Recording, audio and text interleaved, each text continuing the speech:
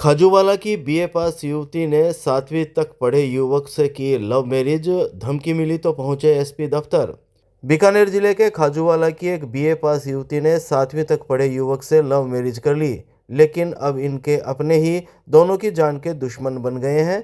5 साल पहले दोनों के रिश्ते की बात भी चली थी, लेकिन युवती के घर वालों का अब मन बदल गया और वह दोनों की शादी के लिए टाल मटोल करते रहे। रिश्ते की बात चलने के बाद से ही 22 वर्षीय युवती इस युवक को ही अपना सब कुछ मान चुकी थी।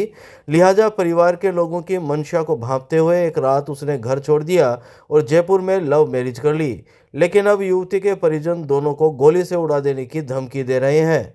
सुरक्षा की मांग को लेकर दोनों एसपी दफ्तर पहुंचे। एसपी दफ्तर में खाजूवाला की 22 वर्षीय पार्वती ने बताया कि उसने बीए तक पढ़ाई की है। करीब 5 साल पहले उसके घर वालों ने चूरू जिले की सुजानगढ़ तहसील के गांव बागसर आथुणा के 23 वर्षीय लाभूराम से रिश्ते की बात चलाई थी। लाभूराम ने 7वीं तक पढ़ाई की है और अभी खेती का काम करता है। पार्वती ने बताया कि 6 महीने पहले लाभूराम के साथ उसकी सगाई भी हो गई थी, लेकिन अब उसके घर वाले इस शादी से टाल मटोल करने लगे थे, उसकी शादी नहीं कर रहे थे।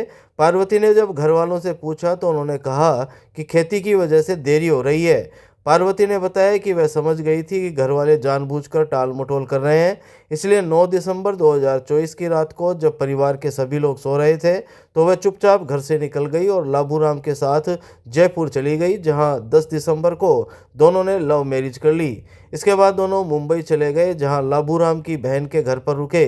इस शादी का पता लगने के बाद पार्वती के घर वालों ने दोनों को देखते ही गोली से उड़ा देने की धमकी दी है।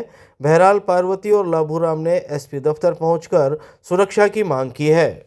मेरा नाम पार्वती, मैं खाजूवाला की रहने वाली हूँ और मैं बागसर आथुणा और लाभूराम जी के साथ शादी कर ली है।